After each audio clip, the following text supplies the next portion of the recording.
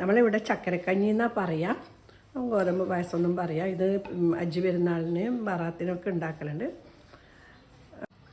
ചക്കരക്കഞ്ഞി ഉണ്ടാക്കാൻ വേണ്ടി ഞാനിവിടെ 1 കപ്പ് ഗോതമ്പ് എടുത്തിട്ടുണ്ട്. ഇത് 200 ഗ്രാം ഗോതമ്പാണ്. ഇത് ഈ കിണ്ണത്തിലേക്ക് ഇട്ട് കൊടുക്കുക. എന്നിട്ട് ഇതിലേക്ക് ഞാൻ വെള്ളം ഒഴിച്ചിട്ട് 1 മണിക്കൂർ കുതിർത്താൻ വെക്കാം. കുതിർത്തി കഴിഞ്ഞാൽ പെട്ടെന്ന് തന്നെ ഗോതമ്പ് വെന്ത് കിട്ടും. 1 മണിക്കൂർ കുതിർത്തിയതിന് ശേഷം നല്ലപോലെ കഴുകി വൃത്തിയാക്കി എടുത്ത ഗോതമ്പ് ഈ കുക്കറിലേക്ക് ഇട്ട് കൊടുക്കുക. ഞാൻ ഇതിലേക്ക് വെള്ളം ഒഴിച്ചു കൊടുക്കുന്നുണ്ട്. ഞാൻ ഒരു 4 കപ്പ് വെള്ളം ഒഴിച്ചു കൊടുത്തിട്ടുണ്ട്. കുക്കറിൻ്റെ മൂടി ഇട്ട് കൊടുത്തിട്ടുണ്ട്. പിന്നെ സ്റ്റൗ ഓൺ ചെയ്തിട്ട് ഒരു 7 വിസിൽ വരുന്നവരെ വേവിച്ചെടുക്കുക. ആദ്യം 1 വിസിൽ വരുന്നവരെ ഫുൾ ഫ്ലെയിമിലും പിന്നെ തീ കുറച്ചിട്ട് വേവിക്കാം. ഗോതമ്പ് വേകുമ്പോഴേക്ക് നമുക്ക് തേങ്ങാപ്പാൽ എടുത്ത് വെക്കാം. 1 കപ്പ് ഗോതമ്പിന് വേണ്ടിയിട്ട് ഞാനിവിടെ 4 കപ്പ് തേങ്ങയാണ് എടുത്തിട്ടുള്ളത് പാലെടുക്കാൻ വേണ്ടി. പിന്നെ ഇതിൽ വെള്ളം ഒഴിച്ചിട്ട് നല്ലപോലെ അരച്ചെടുത്തിട്ട് പാലെടുക്കാം.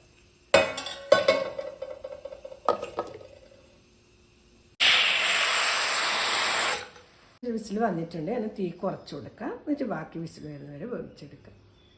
കുക്കർ ഓഫാക്കിയിട്ട് തണിഞ്ഞിട്ടുണ്ട്. ഇങ്ങനെ തുറക്കാം. ഗോതമ്പെല്ലാം നല്ലപോലെ വെന്തിട്ടുണ്ട്. ഇനി ഇതൊരു പാത്രത്തിലേക്ക് മാറ്റാം. ഉച്ച ഗോതമ്പ് ഈ പാത്രത്തിലേക്ക് മാറ്റുന്നുണ്ട്. ചിലപ്പോൾ തേങ്ങാപ്പാലെല്ലാം വെക്കുമ്പോൾ കുറച്ച് വലിയ പാത്രത്തിന് വേണ്ടിയിട്ടെല്ലാം നല്ലപോലെ മിക്സ് ചെയ്തിട്ടൊക്കെ വേവിച്ചെടുക്കാൻ. ഇനി പിന്നെ ഗോതമ്പ് പായസത്തിന് ആവശ്യമുള്ളത് പിന്നെ കടലപ്പരിപ്പാണ്. അപ്പോൾ 1 കപ്പ് ഗോതമ്പത്തിന് 1/2 കപ്പ് കടലപ്പരിപ്പ് എടുത്തിട്ട് ഒരു അരമണിക്കൂർ വെള്ളത്തിലെടുത്ത് കുതിർത്തി നല്ലപോലെ കഴുകിയെടുത്തതാണ്. ഇത് കുക്കറിലിട്ടിട്ട് വേവിച്ചെടുക്കാം. കുക്കറിൽ 1 വിസിൽ വേവിച്ചെടുക്കാം. തേങ്ങാപ്പാൽ ഞാൻ 1-ാം പാലും 2-ാം പാലും എടുത്ത് വെച്ചിട്ടുണ്ടായിരുന്നു. അപ്പം ഇത് 2-ാം പാലാണ്. ഈ 2-ാം പാല് ഇതിലേക്ക് ഒഴിച്ചു കൊടുക്കാം.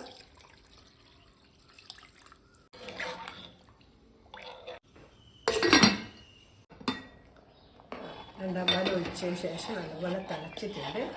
കടല 1 വിസിൽ വന്നതിന് ശേഷം ഓഫ് ചെയ്തിട്ടുണ്ടായിരുന്നു. അപ്പം കടല നല്ലപോലെ വേവാൻ പാടില്ല. നമ്മളിങ്ങനെ കൈകൊണ്ട് പിടിക്കുമ്പോൾ ഇങ്ങനെ പൊട്ടിക്കെട്ടി വെച്ചാവും. എന്നുവെച്ചാൽ ഇതിൽ ഇട്ടിട്ട് വീണ്ടും വേവിക്കുന്നതെന്ന്. അപ്പം നന്ന് വെന്ത് കഴിഞ്ഞാൽ ഒരു ടേസ്റ്റ് ഉണ്ടാവുക. നമുക്ക് ഇടയ്ക്കൊന്ന് കടിക്കുമ്പോഴാണല്ലോ നല്ല ടേസ്റ്റ് ഉണ്ടാവുക. അപ്പം ഞാൻ ഈ കടല ഇതിലേക്ക് ഇട്ട് കൊടുക്കുന്നുണ്ട്. പിന്നെ ഒന്ന് പ്രത്യേകം ശ്രദ്ധിക്കേണ്ടത്, വേവിക്കുമ്പോൾ ഉപ്പിടണ്ട. എന്നാൽ പെട്ടെന്ന് തന്നെ 1 വിസിൽ തന്നെ ആവശ്യത്തിൻ്റെ വേവ് കിട്ടും. ഇടയ്ക്കിടയ്ക്ക് ഒന്ന് ഇളക്കി കൊടുക്കണം. അടുക്കി പിടിച്ചു പെട്ടെന്ന് തന്നെ. പിന്നെ കഴിയുന്നത് ഒരു നല്ല അടി കട്ടിയുള്ള പാത്രം എടുക്കുക. ഇതിലേക്ക് ഞാനൊരു 1/4 ടീസ്പൂൺ ഉപ്പ് ചേർത്ത് കൊടുക്കുന്നുണ്ട്. മധുരം ബാലൻസ് ചെയ്യാനാണ്. പഞ്ചസാര കുറച്ച് കഴിഞ്ഞ് മാത്രമേ ഇട്ട് കൊടുക്കുള്ളൂ. അപ്പോൾ നമുക്കിതൊന്ന് ഇളക്കി കൊടുക്കാം.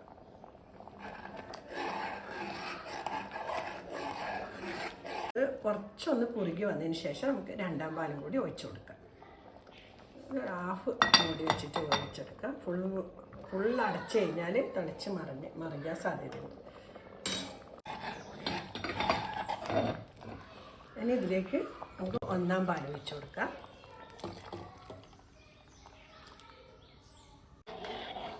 നല്ലപോലെ ഇളക്കി കൊടുക്കാം. പാൽ കുറുകി വന്നിട്ടുണ്ട്. ഈ സമയം നമുക്ക് പഞ്ചസാര മധുരം ചേർത്ത് കൊടുക്കാം. അപ്പം ഞാൻ 1 കപ്പ് ഗോതമ്പിന് 1 കപ്പ് പഞ്ചസാരയാണ് ഇട്ട് കൊടുക്കുന്നത്. നിങ്ങൾക്ക് മധുരം ആവശ്യത്തിനനുസരിച്ചിട്ട് അവരവരുടെ ഇഷ്ടത്തിന് കൂട്ടുകയോ കുറയ്ക്കുകയോ ചെയ്യാം. ഇനി ഇതിലേക്ക് ചേർത്ത് കൊടുക്കുന്നത് ഏലക്കായ് പൊടിച്ചതാണ്. അതിലേക്ക് ചേർത്ത് കൊടുക്കുന്നുണ്ട്. ഏകദേശം 1 ടീസ്പൂണ് ഏലക്കായ് പൊടിച്ച് ചേർത്ത് കൊടുത്തിട്ടുണ്ട്. പ്രത്യേകം ശ്രദ്ധിക്കേണ്ടത് ഇടയ്ക്കിടയ്ക്ക് ഇളക്കി കൊടുക്കണം. ഇളക്കി കൊടുക്കാതിരുന്നാൽ അടിക്ക് പിടിച്ചു പോകും. ഇനി ഈ മിക്സിൻ്റെ ജാറിലേക്ക് ഒരു 1/4 കപ്പ് തേങ്ങ ഇട്ട് കൊടുക്കുന്നുണ്ട്.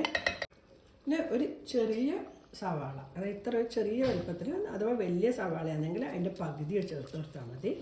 ഇത് കട്ട് ചെയ്തിട്ട് ഇതിലിട്ട് കൊടുക്കാം. ഇതിലേക്ക് കുറച്ച് വെള്ളം ഒഴിച്ചിട്ട് അരച്ചെടുക്കാം. ഒന്ന് ഒതുക്കിയെടുത്താൽ മതി. നന്ന മുതിയേണ്ട ആവശ്യമില്ല.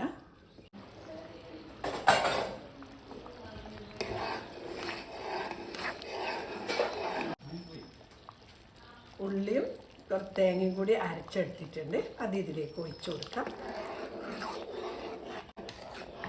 ഇനി ഇതൊന്ന് ഇങ്ങനെ മേലിലേക്കൊരു തിള വരുമ്പോൾ തന്നെ നമുക്ക് ഓഫ് ചെയ്യാം.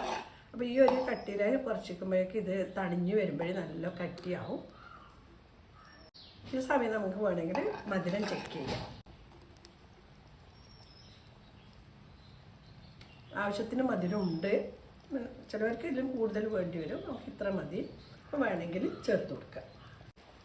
ഇങ്ങനെ തിളച്ച് വരുന്നുണ്ട് കണ്ടോ. അപ്പോൾ ഒന്നുകൂടി നല്ലപോലെ ഇളക്കി കൊടുത്തിട്ട് നമുക്ക് സ്റ്റൗ ഓഫ് ചെയ്യാം. ഇത് അടച്ച് വെക്കാം. കുറച്ച് കഴിഞ്ഞാൽ കുറച്ച് തണിഞ്ഞതിന് ശേഷം നമുക്ക് സർവിങ് ഡിഷിലേക്ക് മാറ്റി കൊടുക്കാം. ചക്കക്കഞ്ഞി അതിന് ശേഷം അടച്ച് വെച്ചിട്ടുണ്ട്. അതിന് ഇപ്പം കുറച്ച് ചൂട് തണിഞ്ഞിട്ടുണ്ട്. അപ്പം ചൂട് തണിഞ്ഞപ്പോൾ തന്നെ കുറച്ച് കട്ടിയായി. ഇനി ഇതിലും കൂടുതൽ നല്ലപോലെ തണിഞ്ഞാൽ കൂടുതൽ നല്ല കട്ടിയിലായിരിക്കും. അപ്പോൾ നമുക്കിത് സർവിങ് പ്ലേറ്റിലേക്ക് മാറ്റാം. വളരെ എളുപ്പത്തിൽ ഉണ്ടാക്കാൻ പറ്റുന്ന നല്ല ടേസ്റ്റി ആയിട്ടുള്ള ഹെൽത്തി ആയിട്ടുള്ളൊരു പായസമാണിത്.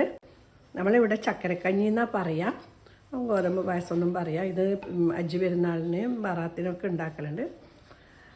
അപ്പം നിങ്ങൾ ഇതുപോലെ തന്നെ എന്തായാലും ഒന്ന് ട്രൈ ചെയ്ത് നോക്കുക. എന്നിട്ട് ഉണ്ടാക്കിയിട്ട് അഭിപ്രായം അറിയിക്കുക. ഇഷ്ടപ്പെട്ടിട്ടുണ്ടെങ്കിൽ ലൈക്ക് ചെയ്യുക, ഷെയർ ചെയ്യുക. നിങ്ങളെ വിലപ്പെട്ട അഭിപ്രായം അറിയിക്കും. ഇൻഷാ അല്ലാഹ് അടുത്ത നല്ലൊരു വീഡിയോ ആയിട്ട് കാണാം. Thank you.